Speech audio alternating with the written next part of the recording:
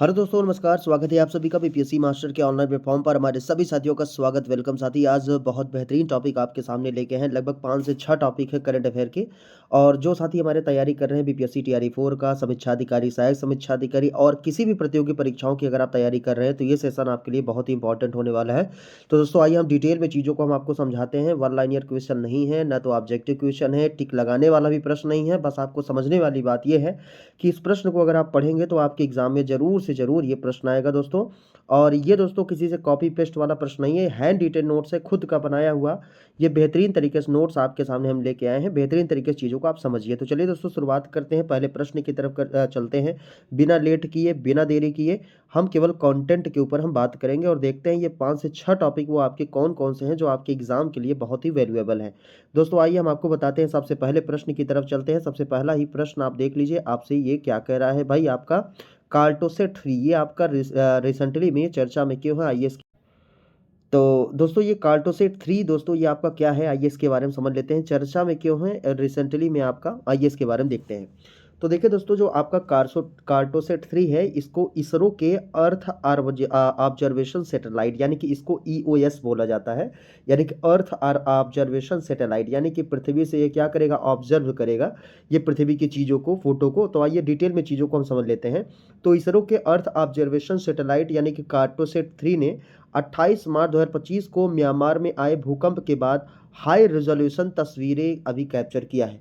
बिल्कुल याद कर लेना मेरा भाई, अभी म्यांमार में बहुत ही डेंजरस आपका भूकंप आया था। लगभग 7.7 लगभग तीव्रता से दोस्तों ये आपका भूकंप आया, जिससे कि काफ़ी जान माल का नुकसान हुआ है। कई लोगों की आपकी मृत्यु भी इसके कारण आपकी हो गई है।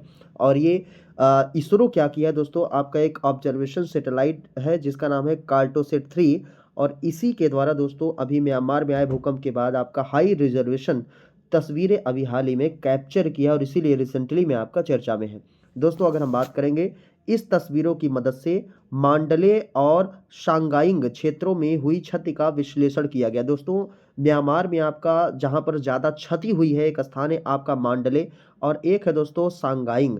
इन क्षेत्रों में हुई क्षति का दोस्तों ये क्या किया है, आपका कार्टोसेट आपका विश्लेषण किया है कि कितनी तीव्र गति से आपका ये भूकंप आया था, कितना नुकसान हुआ है। उस सैटेलाइट के माध्यम से दोस्तों वो तस्वीरें आपका वो कैप्चर किया है। दोस्तों आइए इसके बारे में और आपको बता दें कि आपदा के प्रभाव का आकलन करने के लिए, ध्यान से समझना साथी, ये जो आपका आपदा आया था और इस आपदा के प्रभाव का आकलन करने के लिए 29 मार्च को ली गई तस्वीरों की तुलना 28 मार्च के पूर्व आपदा डेटा से दोस्तों आपका किया गया है। ये आपको याद रख लेना है। साथ ही आपको बताएं, आपके बार बार ये मन में आ रहा होगा कि सर कार्टोसेट 3 आप बोल रहे हैं, कार्टोसेट से 3 सैटेलाइट आपका कैप्चर किया है, तो ये है क्या सर, इसके बारे में बताइए, कब ये आपका बना था और ये इसका काम क्या है, इसके बारे में सर बताइए। तो आइए दोस्तों हम आपको बताते हैं कार्टोसेट 3 आपका है क्या। दोस्तों जो आपका कार्टोसेट 3 है, डिटेल में आप चीज़ों को समझिए, नोट करते रहिए, नोट्स बनाते चलिए, ठीक है। तो देखिए दोस्तों, अगर कार्टोसेट 3 की बात करते हैं, यह एक उन्नत निगरानी सैटेलाइट है। क्या है कि एक उन्नत निगरानी सैटेलाइट है, जैसा कि नाम से ही लग रहा होगा कि ये पृथ्वी की क्या करेगा, निगरानी करेगा, है ना। तो ये इसे पृथ्वी से 450 किलोमीटर के ऊपर कक्षा में दोस्तों स्थापित किया जाएगा, यानी कि किया जा चुका है।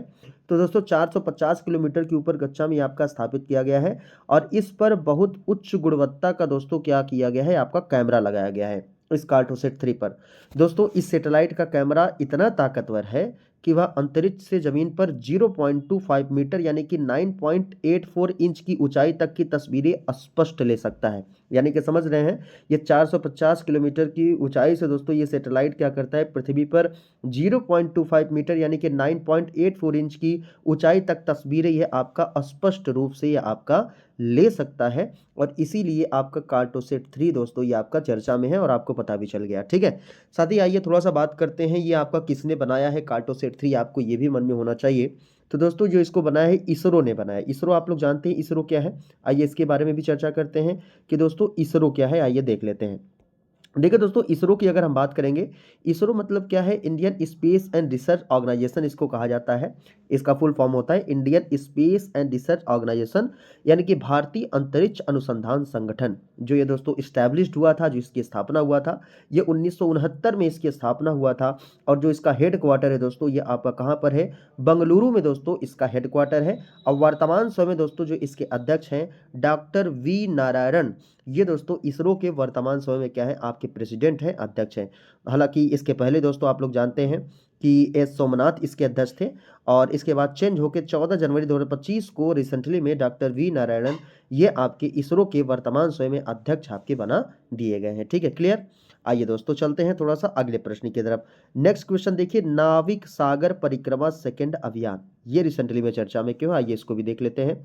नाविक सागर परिक्रमा सेकंड अभियान दोस्तों ये देखिए आपका चर्चा में क्यों है, क्योंकि अभी हाल ही में आईएनएसवी तरड़ी, ये आपको याद रख लेना, पूछ सकता है आपका क्या है, आपका इंडियन नेवल शिप आपका तरड़ी नाविक सागर परिक्रमा अभियान के चौथे चरण को सफलतापूर्वक पूरा करते हुए दक्षिण अफ्रीका के केप टाउन में आपका प्रवेश किया है। याद कर लेना दोस्तों, इसका नाम क्या है, आपका नाविक सागर परिक्रमा सेकंड अभियान। इस अभियान का दोस्तों, इस अभियान के चौथे चरण में सफलतापूर्वक पूरा करते हुए दक्षिण अफ्रीका के केप टाउन में दोस्तों क्या किया है, यह आपका प्रवेश किया है। साथ ही इसके बारे में अगर हम और बात करना चाहें तो वहां भारत की महावाणिज्यिक दूत सुश्री रूबी जसप्रीत, दक्षिण अफ्रीका नौसेना बेड़े के chief of staff rear admiral JG, ये इनका पूरा नाम देख लीजिए भैया, ये आपसे पूछ सकता है कौन कौन इसमें पार्टिसिपेट इसमें किए थे, क्या है इसकी खास बात। तो दोस्तों वहाँ भारत की महावाणिज्यिक दूत सुश्री रूबी जसप्रीत, दक्षिण अफ्रीका नौसेना बेड़े के chief of staff rear admiral JG Lynsa Hendricks और प्रिटोरिया में भारत के रक्षा सलाहकार कैप्टन अतुल सपहिया ने जहाज और उसके चालक दल का गर्मजोशी दोस्तों क्या किया है, आपका स्वागत किया है। ठीक है, और इसीलिए आपका चर्चा में है। क्लियर? ये 2 पॉइंट हो गए। 2 आप तीसरा देखिए भैया, एकलव्य मॉडल स्कूल। ये देखिए आप लोग देख लेंगे दोस्तों, यूपीपीसीएस समीक्षा अधिकारी, सहायक समीक्षा अधिकारी और भी सभी एग्जामों में ये आपका एकलव्य मॉडल से दोस्तों प्रश्न आता है। हम दोस्तों आपको ये भी बताएंगे कि एकलव्य मॉडल आवासीय स्कूल आपका होता क्या है और ये रिसेंटली में आपका चर्चा में क्यों है, ये इसके बारे में दोस्तों आपको बताते हैं। इसका क्रियान्वयन किसके हाथों में होता है, इसके बारे में भी हम चर्चा करते हैं। ठीक है, तो देखिए दोस्तों, एकलव्य मॉडल आवासीय स्कूल रिसेंटली में आपका चर्चा में क्यों है, क्योंकि केंद्र सरकार ने देश भर में 728 एकलव्य मॉडल आवासीय विद्यालय स्थापित करने का दोस्तों आपका लक्ष्य रखा गया है रिसेंटली में, और इसीलिए आपका चर्चा में है।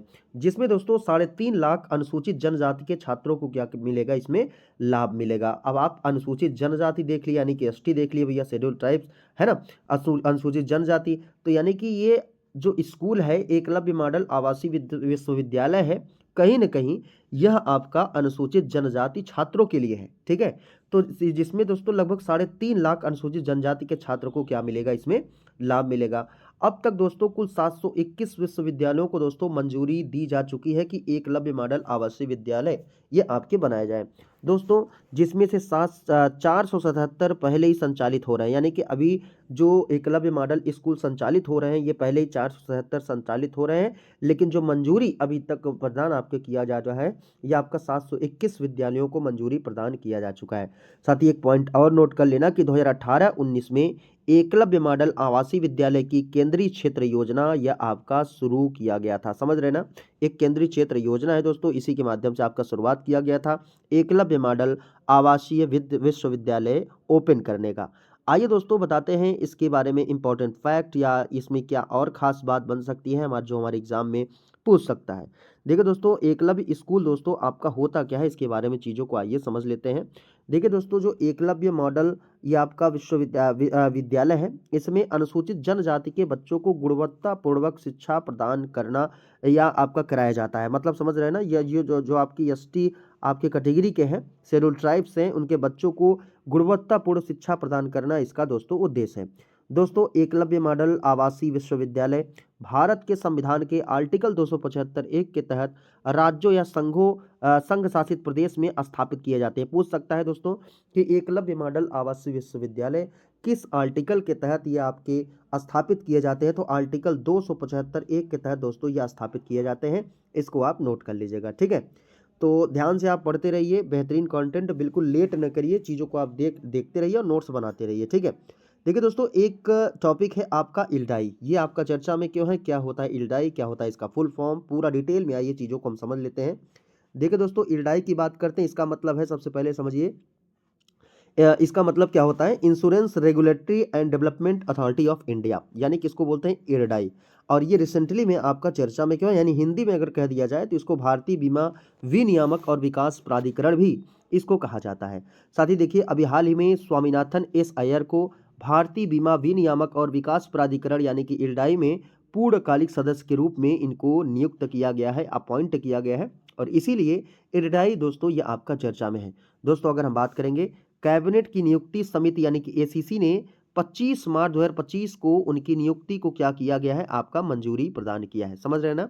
कैबिनेट की जो नियुक्ति समिति है इन्होंने 25 मार्च 2025 को उनकी नियुक्ति को मंजूरी आपका प्रदान कर दिया था। हालांकि दोस्तों यह नियुक्ति आपकी महत्वपूर्ण आपकी मानी जा रही है। इनकी जो नियुक्ति है स्वामीनाथन जी का, इनकी नियुक्ति महत्वपूर्ण इसलिए मानी जा रही है क्योंकि अय्यर इस पद को संभालने वाले पहले निजी क्षेत्र के आपके पेशेवर हैं और ये इसलिए इंपॉर्टेंट आपका माना जा रहा है। दोस्तों इरडाई की बात करते हैं। आपका इरडाई क्या है दोस्तों? इसकी स्थापना एक समिति आई थी, उसी की रिपोर्ट के आधार पर आपका बना था, जिसका नाम क्या है आपका मल्होत्रा समिति। और मल्होत्रा समिति की रिपोर्ट की सिफारिश के बाद दोस्तों क्या किया था, इरडाई की दोस्तों स्थापना आपका किया गया और इरडाई अधिनियम 1999 के तहत इरडाई की स्थापना किया गया। एक्ट पूछ सकता है, अधिनियम आपसे पूछ सकता है, किस एक्ट के तहत आपका बना है, तो इरडाई अधिनियम 1999 के तहत इरडाई की स्थापना आपका किया गया। हालांकि अप्रैल 2000 में इसे वैधानिक निकाय के रूप में आपका क्या कर दिया गया, शामिल कर लिया गया। ये हमारे सभी साथियों को भाई याद कर लेना है, ठीक है। चलिए दोस्तों अगले प्रश्न की तरफ चलते बिना लेट किए। बेहतरीन तरीके से आप नोट्स बनाते रहिए, अगर याद ना रहा हो 2-3 बार आप वीडियो को देख लीजिए, अपने आप चीज़ें याद हो जाएंगी, ठीक है। तो देखिए दोस्तों बात करते हैं, आपका एक है नीति NCAER states economic forum report आपका जारी किया गया है, पेश किया गया है। क्या है आपका, चर्चा में क्यों है, आइए इसके बारे में चीज़ों को हम समझ लेते हैं। देखिए दोस्तों अभी हाल ही में श्रीमती निर्मला सीतारमण ने हाल ही में नई दिल्ली में नीति NCAER यानी कि स्टेट्स इकोनॉमी फोरम पोर्टल का दोस्तों अभी शुभारंभ किया। पोर्टल से एक प्रश्न आता है, तो ये पोर्टल आपका है क्या, इसके बारे में आइए चीज़ों को समझते हैं। और किसने आपका जारी किया है, आपका श्रीमती निर्मला सीतारमण ने अभी नीति NCAER states economy forum portal का शुभारंभ किया।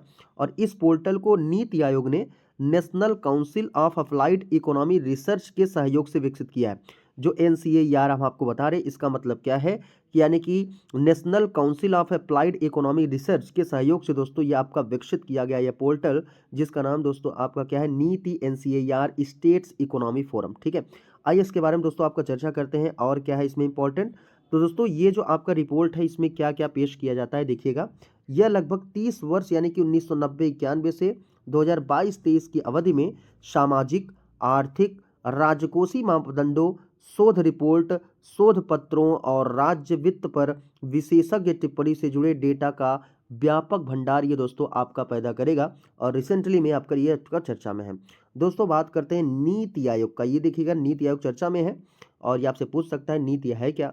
तो जो नीति है, नीति का फुल फॉर्म ही सबसे पहले आप समझ लीजिए क्या होता है, national institute for transforming India इसको कहा जाता है, जिसे हम नीति कहते हैं, ठीक है। तो इसकी स्थापना दोस्तों 2015 में हुआ था। योजना आयोग के स्थान पर नीति आयोग की स्थापना दोस्तों आपका हुआ है।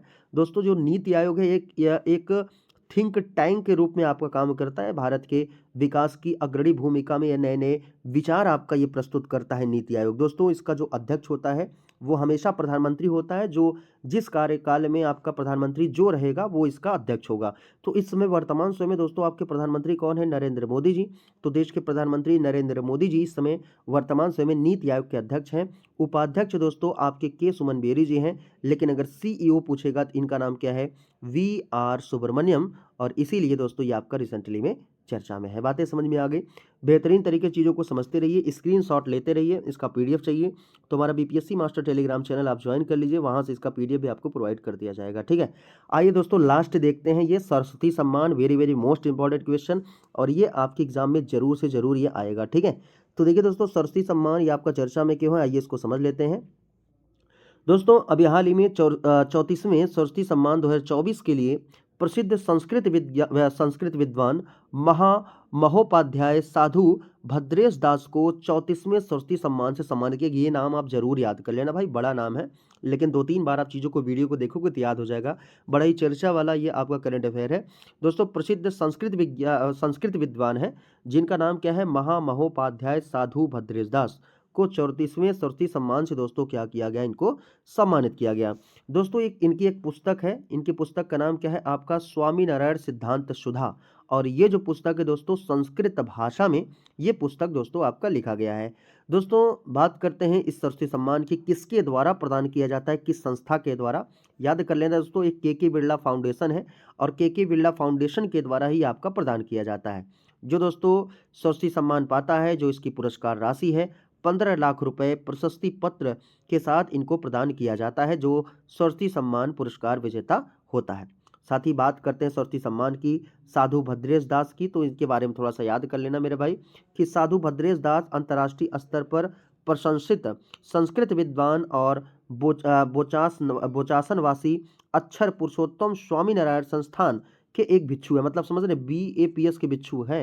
ये आपसे पूछ सकता है, बहुत इंपॉर्टेंट है, इसको नोट करिएगा। ये भिक्षु किसके हैं भैया? आपका बोचासनवासी अक्षर पुरुषोत्तम स्वामी नारायण संस्थान। ये हो सकता है पहली बार आप सुन रहे होंगे। BAPS के क्या है, एक भिक्षु हैं और इनको सरस्वती सम्मान से दोस्तों इनको सम्मानित किया गया। हालांकि दोस्तों अगर बात करेंगे सरस्वती सम्मान की जो स्थापना हुआ है, ये 1991 में 1991 में इसकी स्थापना हुआ था और एक साहित्य पुरस्कारों में से एक है। और ये जो पुरस्कार है दोस्तों 10 वर्षों में प्रकाशित उत्कृष्ट साहित्यिक कृति को दोस्तों यह आपका दिया जाता है। यानी कि कहने का मतलब यह है दोस्तों, भारतीय संविधान की 8वीं अनुसूची की 22 भाषाओं में किसी भी भाषा में वो कृति लिखता हो, उसको सरस्वती सम्मान आपका दिया जाता है। यानी कि कैसा सम्मान है दोस्तों? एक साहित्यिक सम्मान है। दोस्तों इस साहित्यिक सम्मान की अगर पहले सरस्वती सम्मान की बात करते हैं, जो पहला आपका दिया गया था, वो डॉक्टर हरिवंश राय बच्चन को पहला सरस्वती सम्मान दोस्तों आपका दिया गया था। हालांकि दोस्तों इससे पहले भी आपसे पूछ सकता है कि 2023 का 2024 में जो प्रदान किया गया था, वो आपका प्रभा वर्मा जी को दिया गया था। और प्रभा वर्मा दोस्तों एक मलयालम कवि हैं। इनकी एक कृति है दोस्तों, पद्य उपन्यास है, जिसका नाम है दोस्तों रौद्र स्वात्विकम।